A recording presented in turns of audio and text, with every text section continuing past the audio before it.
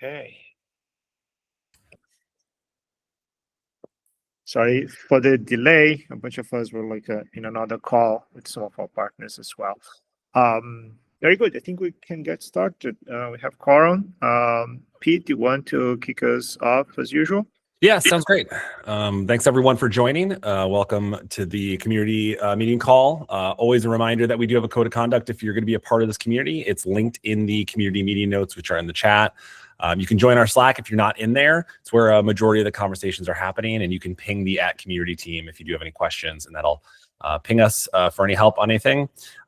Just want to announce that we're going to be having our first llm-d meetup in New York City in the new year. It should be sometime in Q1. We're still working with the venue on possible dates, but really looking forward to that. So we'll keep you posted on what's happening there, but just plan on that meetup will be happening. And we're honestly trying to find a few other locations for meetups, thinking San Francisco or other places. So yeah, so next year should be pretty great. We're looking for a few more meetups of llm-d, try to bring it out to even more folks. And then I know a lot of the SIG meetings are being canceled over the next 2 weeks due to the holidays. So if you're planning on having those meetings canceled, just shoot me a message and let me know. I can remove them from the calendar. And then Carlos, for your perspective, I think we're planning, this is the last meeting for the year, and we're going to plan on coming back, let's see, January 7th. Is that right? So basically the next two, right? Okay. That's right. Yep. Perfect. All right. Well, the public calendar is linked there, so you can always find the up-to-date public calendar. I remove the meetings if they're not going to happen. So that's the source of truth there. But that's all I've got. So I'll pass it back over to you, Carlos. All right. Thanks a lot. Good to see you all. Again, as Pete said, this is our last one. What feels like a very busy year for all of us. We're just joking across like many people in the industry that we all feel very tired. Like there's a lot of things that happen, and this is of course a good sign that we accomplish a lot, but we all feel like there is way more ahead. So as a community, we'll take a break, recharge, so we can come back and accomplish even more next year. I put in this open forum. If there is any concern or like in the community, if you guys want to see anything in the next 2 weeks, please raise here. Otherwise, again, we'll take a break, and I think we all kind of suggest we do that. I think much needed. Ishmael. Yes, I want to stress the importance in all the guides in particular. To make sure that they're using the latest versions of things and not stuck on the RCs. I know this is a pain. I admit that's a pain to keep up to date on these things. But in particular with data parallel, we spent quite a bit of time because we're using an RC version of the sidecar, not the final version of the sidecar. And that be in other areas as well. I've seen that in other cases. So please just take notes. Thank you. All right. Thanks, Well. Any other thing for open forum? All right. I think Pete already covered, but again, we have like upcoming events, which is it's a great thing. The other one, this is ongoing. We're doing some strategic planning directions across like the leads. Again, still work in progress, just kind of nailing some of the big themes. Again, there's a lot happening in the industry, even with all the projects. We're just trying to align and also stay ahead like some of the important inflection points. We'll be sharing some of these as we come back. Just want to call out also if you have like inputs for any big direction that you think the project should be aware, or like any way to influence this. Again, a lot of discussion happened in the SIGs, or it's already happening in the SIGs already. But again, just calling out in case you want to hear more, just want to get involved. Beyond that, I don't have anything else for open forum. Give folks another chance to chime in if there's anything else. All right, so let's do our last one in the year, like SIG updates. I'll pass over to Greg on SIG installation. Sounds good. Actually, thanks to Shmuel, we have the upgrade for Istio to 1.28.1, so we can begin consuming the V1 inference pool API. So we've got some changes there, and that actually includes the lagging updates that you were talking about earlier, Shmuel, with the sidecar RC to main image, as well as some other changes, which should kind of get the guides back into a more production ready state. Aside from that, we've also got a guide for the SLO aware kind of integration. Previously, this was a doc. We've refactored this into like a guide, and we're continuing to work on the Helm to customize refactor. That's good. All right. Any question, comments for Greg? Right. Tyler couldn't make it, so just skip disaggregation and go to inference scheduler. I don't know if Vita, you covering this or somebody else? Vita and Neely are away. I'll cover their items. Maybe Abdullah can, if you want to add something.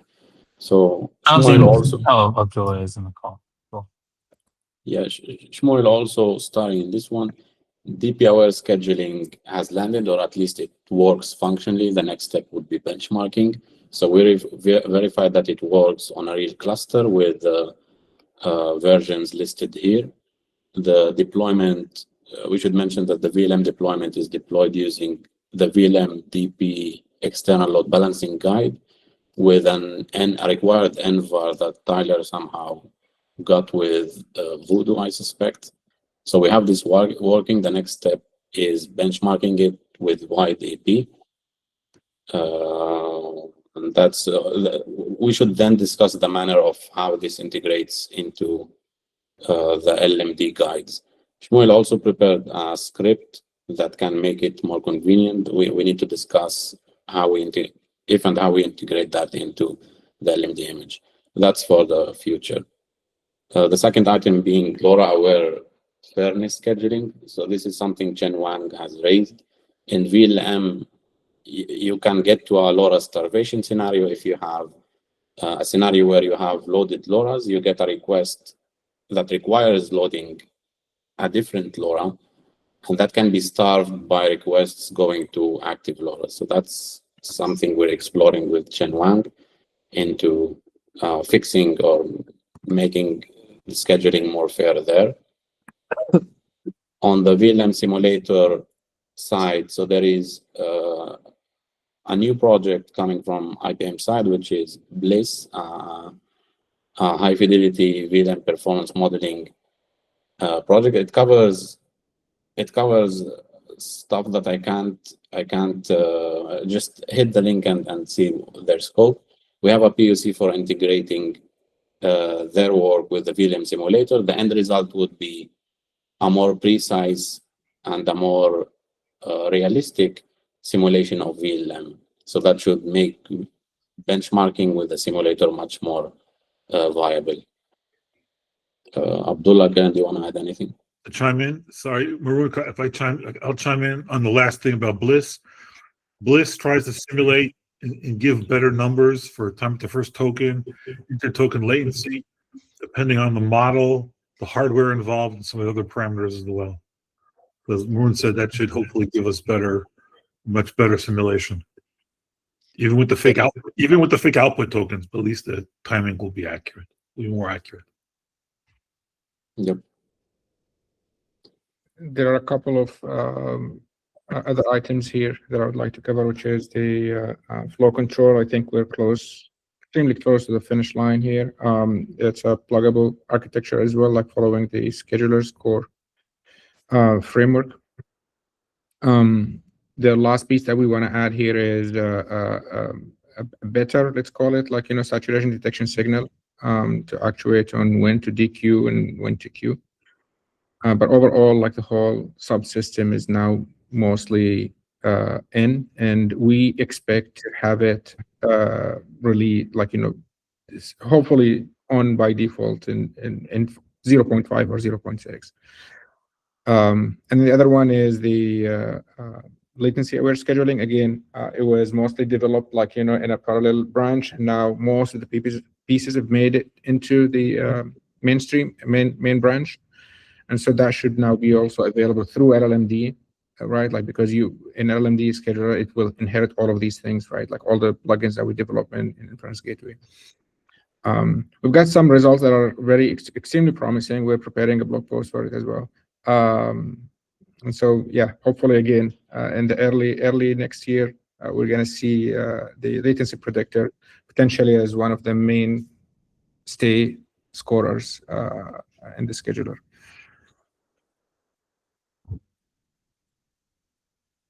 Okay, so that's it on the scheduler side. I guess I'll move into KVD SAG, Carlos. Carlos, you're muted.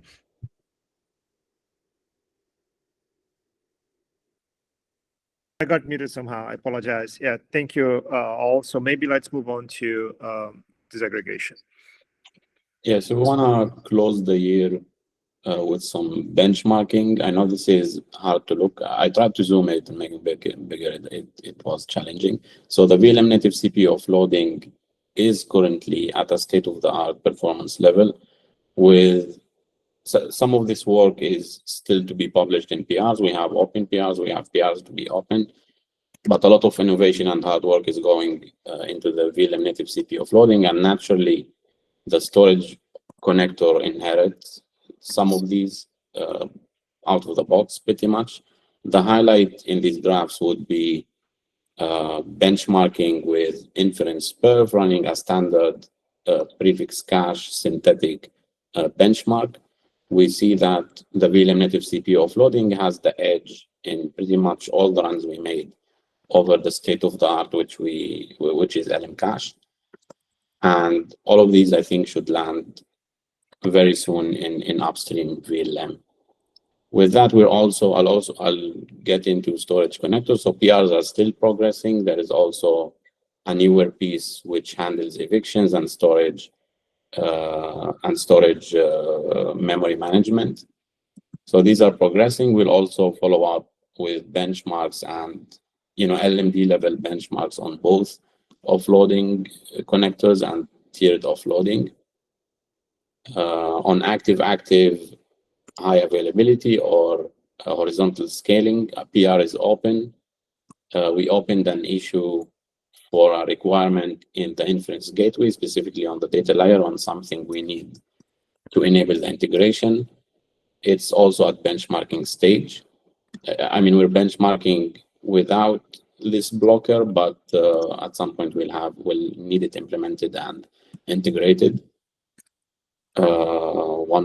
A few more updates. So a single tokenizer initialization landed.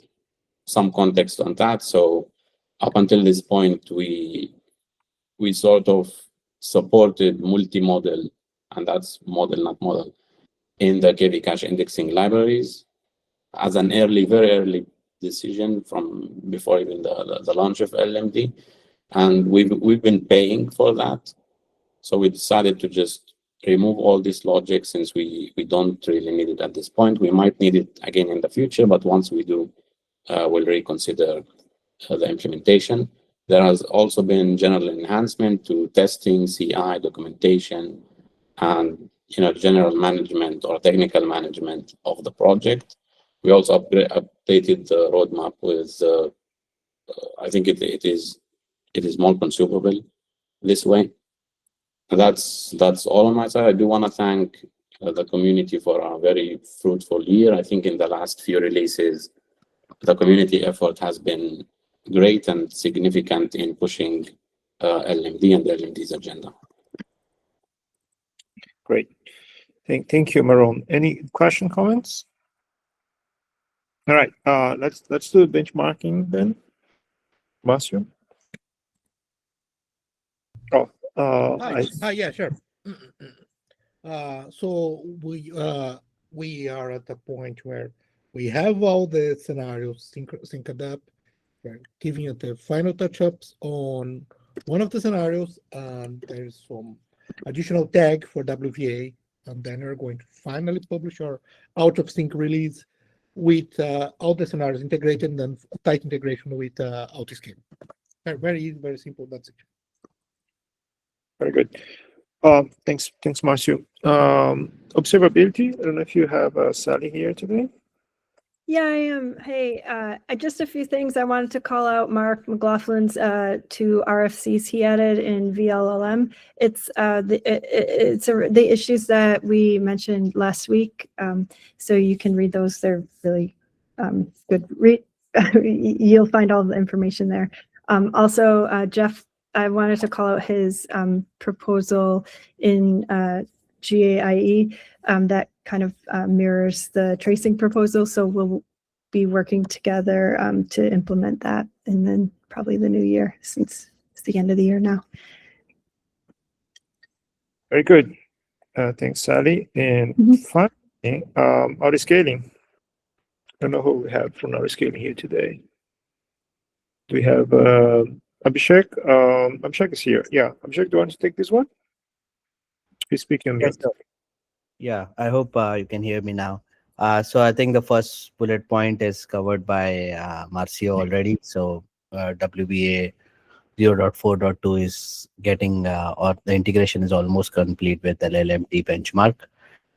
And we continue to do some architecture changes inside the reconciler for obvious use cases of supporting scale from 0. So in that spirit, there is a progress on reconciler split. So the saturation-based detection mechanism is now moved to another thread, a separate thread than the reconciler. There's also progress from scale from 0. This is primarily driven by Braulio and Lionel. So there are few PRs attached to the scale from 0. I mean, net, it has a lot of interaction with the scheduler, so hence flow controller metrics are mentioned, which will help us to scale from 0 when a request is either queued or it's about to be queued. And the logic for the scale from 0 is also going to be part of another thread. So all in all, the WBA controller will have a reconciler as its own thread and 2 new threads to support scale from 0 and to support pluggable what you call analytics, right, or slash optimizers. That's it from optimizer. So all in all, we are making progress. Great. Very good. I think that's it for on the update. A little bit lighter today with a few folks already away. Question from Vijay. Go ahead, Vijay. Hi, Carlos. So since this is the last call of the year, there is a lot of progress done, but it will be good to have some retrospective about, when we started in May with a lot of enthusiasm and a lot of excitement. So it will be good to reflect on what went well and what did not go well. Did everything that we expected turn out as we thought, or there were surprises? There are a few surprises in my mind. So I'd like to hear what all of you guys think, how things turned out, maybe reflect for a few minutes that we have. Sure. I think it's a good idea. I can chime in, of course, but I'll leave others comment first, and then maybe I can also summarize from what I see some of the things we shared here before. Does anyone want to chime in on lessons learned and what worked and what did not work?